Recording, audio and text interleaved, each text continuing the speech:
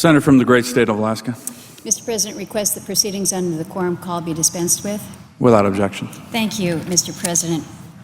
Mr. President, like several in this chamber, I was asked for my input to the President on whom to nominate to the United States Supreme Court. And after much reflection, I recommended to the Vice President that Judge Neil Gorsuch of Denver, Colorado, should fill the Scalia seat on the Supreme Court. And I am, of course, very pleased that my advice was considered. And Mr. President, I offered that recommendation before I had an opportunity to sit down one-on-one with Judge Gorsuch, though in fairness, we had had an opportunity here in the Senate to review Judge Gorsuch and his credentials before. Back in 2006, when this body voted to confirm him by voice vote to the U.S. Court of Appeals, where he now sits. But after spending time with this exceptionally talented jurist and after reviewing his performance before the Senate Judiciary Committee, my level of respect for him has only grown. Judge Gorsuch checks the box on every measure of what I'm looking for in a Supreme Court nominee: intellectual capacity, experience, independence, integrity. He has all of these. There is no question that he has the intellectual capacity to meet the challenge. Yes, we acknowledge he's an Ivy League graduate from Columbia and Harvard Law, but that actually describes many people at the top of the legal profession, but that alone is not what makes Judge Gorsuch exceptional. Judge Gorsuch did something that most practicing lawyers don't do. He went on to earn a doctorate in legal philosophy at Oxford. So I think this is just one of the many illustrations of Judge Gorsuch's tremendous depth. And whatever else my colleagues will have to say about Judge Gorsuch in this contentious confirmation debate, there is no question but that he is an intellectual heavyweight. So I next look to those who mentored Judge Gorsuch along the way.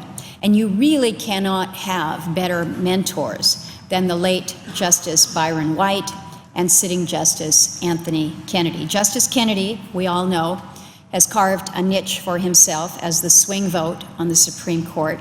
So there's a great deal of debate out there about whether a Justice Gorsuch will be more of a Scalia than a Kennedy or a White, or whether instead he will be a Gorsuch. I suspect, Mr. President, that he will be a Gorsuch, and that's just fine by me. What really matters is that Judge Gorsuch will come to the Supreme Court with a strong understanding of its dynamics. And there is no question that he will be effective from day one. No question but that he will be his own man. And I want to emphasize that point. Judge Gorsuch made it very clear to me when we met that he has made no commitments to the president or his team, and he made it clear at the hearings that if any commitment were sought, he would have gotten up and walked out. After spending time with Judge Gorsuch, I believe him.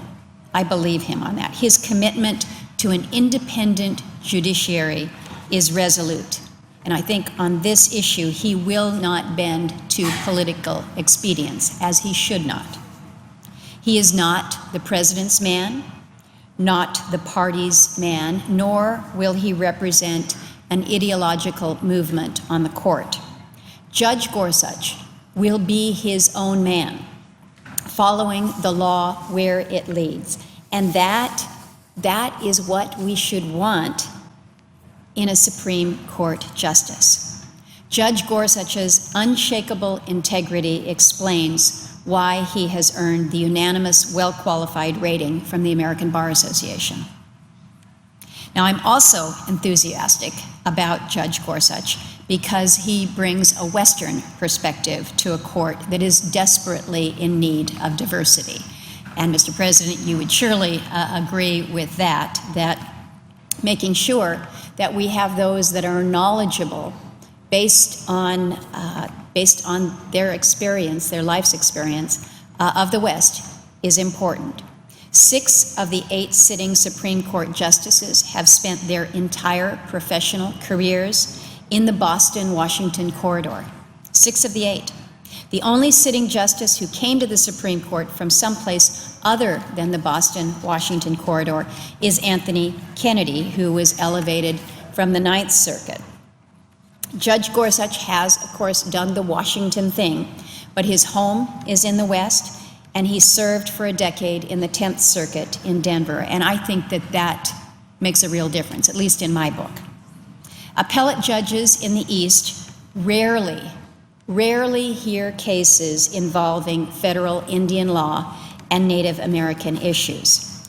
Among the hundreds of cases that Judge Gorsuch has heard, dozens involve Indians and Indian law. And in deciding those cases, he has demonstrated great sensitivity to the unique role of Indian nations under our Constitution. And I think that perhaps explains why Judge Gorsuch has been enthusiastically endorsed by the National Congress of American Indians, as well as the Native American Rights Fund. NCAI is the umbrella organization for the nation's federally recognized tribes, and then NARF is the independent, highly respected public interest law firm which advocates for Native Americans nationally. Neither of these organizations, neither NCAI nor NARF, could ever be characterized as right-leaning. And yet, they have endorsed Judge Gorsuch after reviewing his track record on cases involving Native rights. I think it's also important to recognize that the Central Council, the Tlingit Indian and Haida tribes of Alaska, has also endorsed the Gorsuch nomination, which is important for Alaska Natives. Another example, the federal government controls vast amounts of land in the West, and of course that includes our home state of Alaska. Public lands cases tend to originate in the West, not in the East, and so it's tremendously important that somebody on the Supreme Court have a familiarity with these issues. And Judge Gorsuch clearly does. Along with the pervasive federal presence in the West comes a huge federal regulatory influence. And, Mr. President, I think you and I know that Alaskans talk about the extent of federal overreach in our state like other people talk about the weather. Alaskans will be interested to know, perhaps excited to know, that one of Judge Gorsuch's top intellectual interests is regulatory overreach. He has publicly questioned the proposition that federal courts must defer to agency interpretation of the law when regulations are challenged. And that's a very good thing, because when a homeowner has to go to court to litigate the question of whether the pond in the back of his house is regulated wetland, the last thing that homeowner wants to hear is that the scales of justice are somehow tipped in favor of the agency on accord of the principle known as Chevron deference. Now, I understand, we all know, that there are some interest groups that suggest that Judge Gorsuch's views on Chevron deference means that somehow or other he stands for big business and against the little guy. But to those organizations, just allow me to introduce you to an Alaskan named John Sturgeon. Mr. President, you and I know him well. But Mr. Sturgeon was prohibited from taking his hovercraft, his boat, up a river adjacent to the National Park Service land. And Mr. Sturgeon had to go all the way up to the Supreme Court to vindicate that right. And against many odds, he won. So I think it is clear federal agencies can and do trample on the rights of the little guy. So I will tell you, Mr. President, I find Judge Gorsuch's views on the question of deference highly refreshing at this point in time. Now, I should point out that I don't agree with all of the opinions written by Judge Gorsuch, but I don't expect that from a nominee. That's almost an impossible standard, and in fact, Judge Gorsuch himself has acknowledged that. But I do expect that the nominee be always true to the law, as Judge Gorsuch has demonstrated throughout his career. And finally, from everything that I know, Judge Gorsuch is a good and a decent man. He's a husband, he's a father of 2 girls, he's an outdoor person, he's a person who gives back to the next generation. In addition to his judicial duties, he regularly teaches legal ethics and professionalism at the University of Colorado School of Law. And in the classroom, he's known to have great respect for his students and their diverse views. In endorsing Judge Gorsuch's elevation to the Supreme Court, the Denver Post suggested, while Democrats will surely be tempted to criticize the nomination of anyone Trump appoints, they'd be wise to take the high road and look at qualifications and legal consistency. That's an editorial from the Denver Post published on January 16 of this year, 2017. They're pretty wise words. Again, Democrats would be wise to take the high road and look at qualifications and legal consistency. That's what we should be looking at, Mr. President. That's what we should be looking at, and I think it's so unfortunate that many of my friends on the other side of the aisle have failed to heed this advice laid down in the Denver Post earlier this year. Mr. President, I have seen judicial nominees come and go over my 14 years in this body. But I will tell you, I haven't seen anyone more intriguing than Judge Gorsuch with his qualifications. He has had a stellar legal career. He is brilliant. He's a rock star among federal judges, and that kind of judge is the one that law students would compete to clerk for. And if this body could step back from the politics of all this, he should be confirmed with upwards of 80 or 90 votes, not subjected to a filibuster. That's the caliber of the person that we are considering. So I honestly cannot fathom why an individual of Judge Gorsuch's stature would be dragged through the mud. And Mr. President, I just don't believe that it reflects well on this body. I am known within the Senate for my independence in evaluating judicial nominees.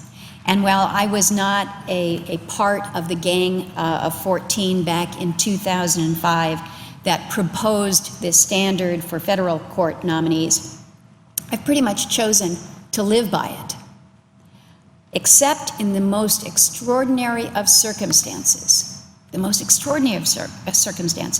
I do not believe that judicial nominees should be denied a straight up or down vote.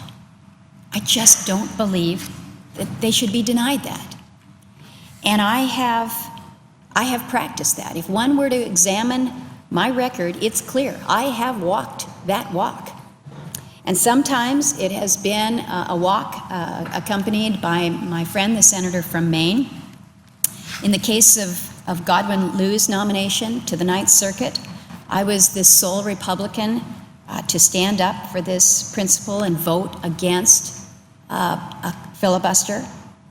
I did vote against Mr. Liu's confirmation, but I felt strongly, very strongly, that he had the right to an up or down vote. And so we are at this place today in considering not a nominee to the Ninth Circuit, but a nominee to the United States Supreme Court. And so I would ask my colleagues on the Democratic side to give the same deference to Judge Gorsuch. And Mr. President, I also pride myself as one who believes in the traditions of the Senate.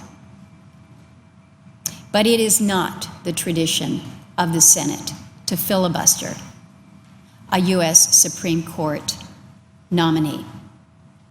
I do not believe that Judge Gorsuch is getting a fair shake in today's Senate. And as much and as deeply as I care about bipartisanship in this body, I will not acquiesce to an effort to deny Judge Gorsuch a seat on the Supreme Court. And I acknowledge my friends on the other side of the aisle who have indicated that they will not support a filibuster. And I implore those of my colleagues who have indicated that they will filibuster the nomination of Neil Gorsuch to reconsider that position. Mr. President, after spending time with Judge Gorsuch, after studying his life story, I am left with the undeniable impression that Neil Gorsuch has been nominated to a position that he has prepared his whole life to assume. He is not merely a good choice in my book, he's the best choice. He will not merely be a good justice, I believe he will be a great justice, perhaps a justice of historic proportion. And so today I offer Judge Gorsuch my most enthusiastic endorsement, and I have no doubt that before we leave for Easter recess, he will be confirmed as an Associate Justice of the United States Supreme Court. And with that, Mr. President, I thank you and I yield the floor, and would suggest the absence of a quorum. Clerk will call the roll. Mr. Alexander.